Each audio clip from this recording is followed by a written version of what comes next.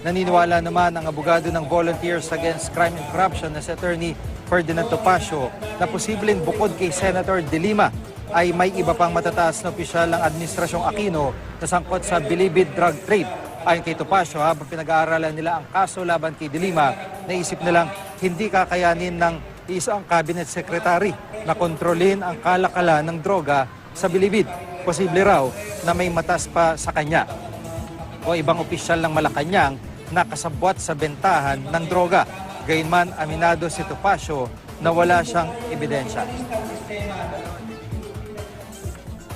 Paano kaya nagkaroon ng ganito kalawak na drug trade at ganito kalaking amount involved nang hindi nalalaman ng palasyo?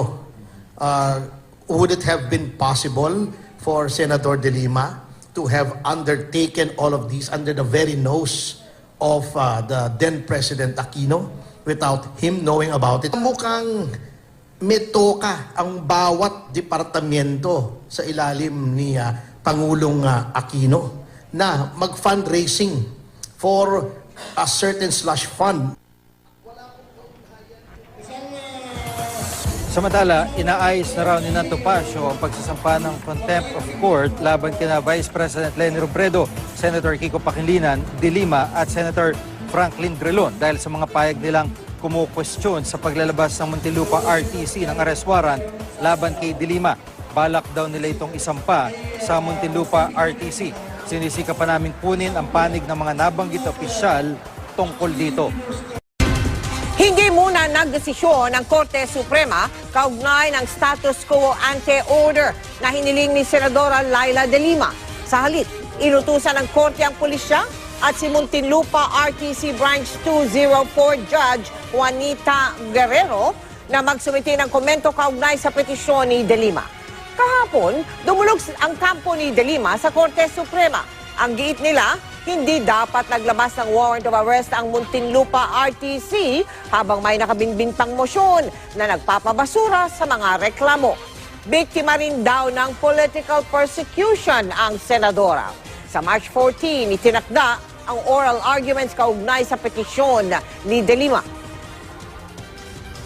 The court directed the respondents to submit their comment to the petition and the application for temporary restraining order and/or SQA within a non-extendable period of 10 days from today. The court also directed that the petition be heard on oral arguments on March 14. Mananatili muna sa kulungan si Senadora Laila De Lima matapos hindi maglabas ang Korte Suprema ng status quo ante-order ayon sa ilang source mula sa Korte Suprema. At para po sa detalye, may ulat on the spot si Lia Manialac del Castillo. Lia? Connie, ayon nga sa ilang sources ay hindi pa muna nagpalabas ng status quo ante-order ang Korte Suprema pero sa halip nagtakda ito ng oral argument para dinggin ang inihaing petisyon ni Senadora Laila De Lima kontra sa illegal di umunong pagkakaaresto sa kanya. Base sa impormasyon, sa March 10, pinagsusumite ng komento ang mga respondents kabilang na si Muntinlupa RTC Branch 204 Judge Juanita Guerrero at ang PNP na nagpatupad ng arrest order. Kahapon dumulog si De Lima sa Supreme Court kung saan hiniling niyang magpalabas ito ng status quo ante-order o SQA para maibalik sa dating sitwasyon niya bago pa lumabas ang arrest warrant. Iginiit kasi ng kampo ng senadora na mali ang naging aksyon ni Muntinlupa Judge Guerrero nang magpalapas ito ng arrest warrant laban kay De Lima habang nakabinbin pa ang kanyang motion na nagpapabasura sa mga reklamo laban sa kanya. Sinabi rin ni De Lima na biktima lamang siya ng political persecution dahil sa ginawang pag-iimbestiga noon pa man sa di umano'y Davao Death Squad kung saan dawit di umano si Pangulong Rodrigo Duterte. Wala rin daw sa inihaing kaso laban kay De Lima ang mga elemento ng illegal drug trading tulad na lamang kung saan, kailan, ilan at magkano ang ibinentang droga kung meron man. Inaasahang matapos ng itinakdang oral arguments ay tsaka pa lamang magdedesisyon ng Korte Suprema kung mapagbibigyan ng hiling ng senadora na magpalabas ng status quo ante-order para pansamantala siyang makalaya. Muli nililinaw natin, Connie, na base lamang ito sa impormasyon at 1:30 pa lamang ngayong hapon ang formal na press con ng Supreme Court. Connie? Maraming salamat, Lia Manialac del Castillo. Agad daw binisita ni PNP Chief Bato de la Rosa si Senadora Laila De Lima sa unang gabi pa lang nito sa PNP Custodial Center. Ayon sa hepe ng PNP, maayos naman ang lagay ng senadora. Wala raw itong mga hiniling sa kanila at tiniyak din niyang walang special treatment. Pinayagan ni De La Rosa na magbantay sa senadora ang mga taga-Senate Sergeant-at-Arms pero sa labas lamang ng custodial center. Pagtitiyak ni De La Rosa, ligtas sa custodial center si De Lima. Welcome niya ako, pumunta ko doon, kinausap ko siya. Sabi ko sa kanya, kung security yung problema mo, ma'am, very secured ka dito. Wala kang problemahin. Safe na safe ka. Tinanong ko pa nga na kung okay lang ba sa kanya yung kwan. Sabi ko, di ba ma'am, may asthma ka? Kung okay lang sa'yo yung... Bago kasi pintura yung wall doon, yung isang side. Sabi niya, okay, kaya mo doon niya. Wala akong problema. Mananatili sa PNP Custodial Center sa Camp Crame si Senadora Leila de Lima matapos na hindi maglabas ang Korte Suprema nang hinihingi niya status quo ante-order. Kahapon, nagpetisyon si de Lima sa Korte para maibalik sa dati ang kanyang sitwasyon bago naglabas ng arrest warrant ang Muntinlupa RTC Branch 204. Ang pag-aresto kay de Lima ay kaugnay ng paglabag umano niya sa Section 5 ng Comprehensive Dangerous Drugs Act na may kinalaman sa pagbebenta ng illegal na droga pero walang inilabas na status quo ante-order ang Korte. Sa halip, nagtakda ng oral argument sa petisyon ang mataas na hukuman sa March 14. Pinagkukomento rin ng Korte Suprema ang mga respondent, kabilang na si Muntinlupa RTC Branch 204 Judge Juanita Guerrero at ang PNP na nagpatupad ng arrest order.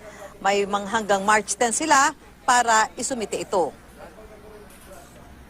Bigong makakuha naman si Senadora Leila de Lima ng status quo ante-order sa Korte Suprema kaugnay sa ginawang pag-aresto sa kanya. Sa halip ay nagtakda ang kataas-taasang hukuman ng oral argument sa petisyon for certiorari na inihain ng kampo ni de Lima. Sa Marso 14 gagawin ang pagdinig. Iniutos rin ng Korte Suprema na magsumite ng komento si Muntinlupa Regional Trial Court Branch 204, Judge Juanita Guerrero at si PNP Chief Director General Ronald De La Rosa. Kaugnay nito, mananatili si de Lima sa PNP Custodial Center kung saan siya nakadetine. Over at the House of Representatives, Justice Committee Chairperson Reynaldo Umali urged Senator de Lima not to impugn the credibility of the Muntinlupa RTC. Umali said that de Lima should instead face the charges against her head-on. This report by Jervis Manahan.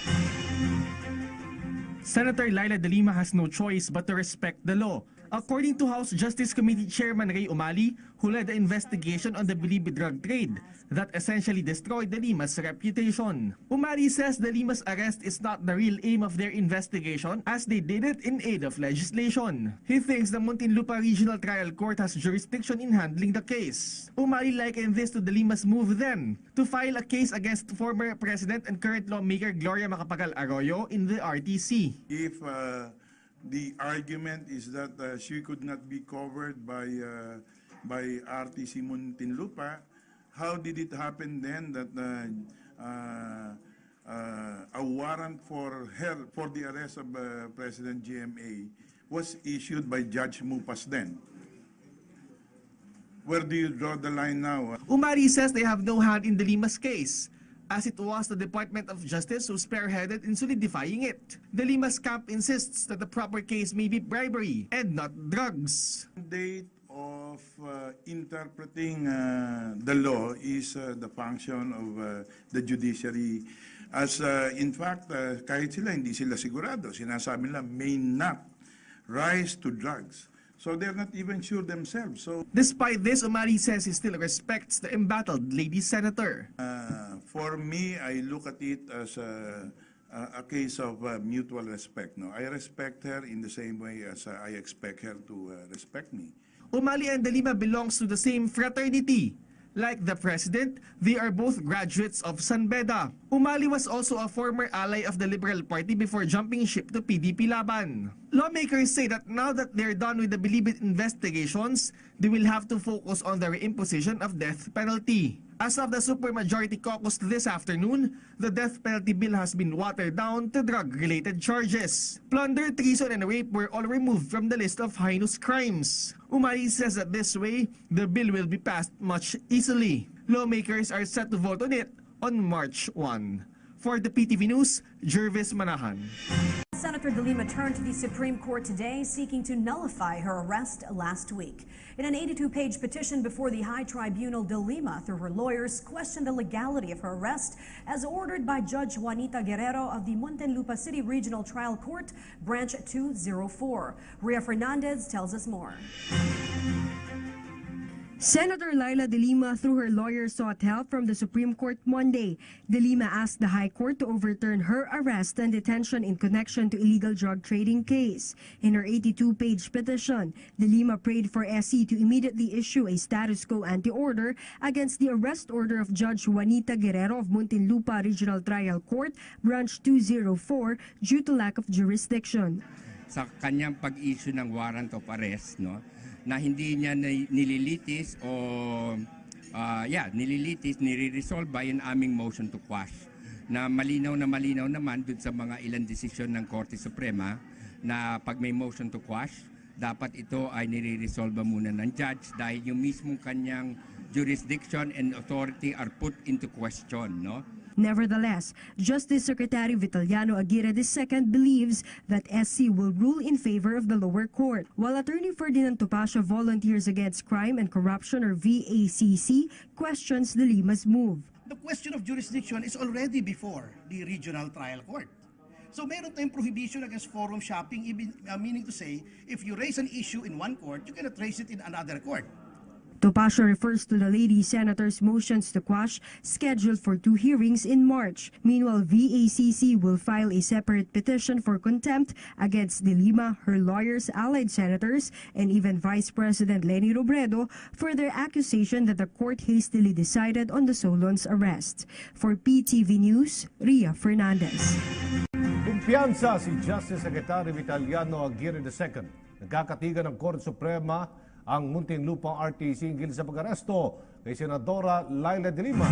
Kaugnay ito ng petisyon ng kampo ni De Lima sa Korte Suprema na baliktarin ang desisyon ng mababang korte. Ria Fernandez sa detalye.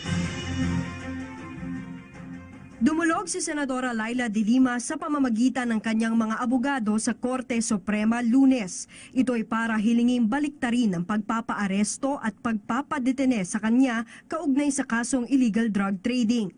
Sa 82 pahinang petisyon ni De Lima, hiniling nito sa kataas-taasang hukuman na agad na maglabas ng status quo ante-order laban sa arrest order ni Judge Juanita Guerrero ng Muntinlupa Regional Trial Court, Branch 204 dahil sa kawalan nito ng jurisdiksyon.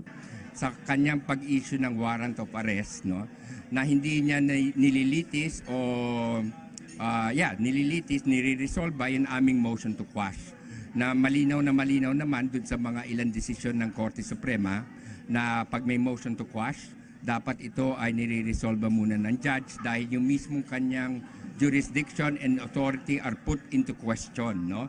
Sa kabila nito, kumpiyansa si Justice Secretary Vitaliano Aguirre II na kakatigan ng SC ang mababang korte.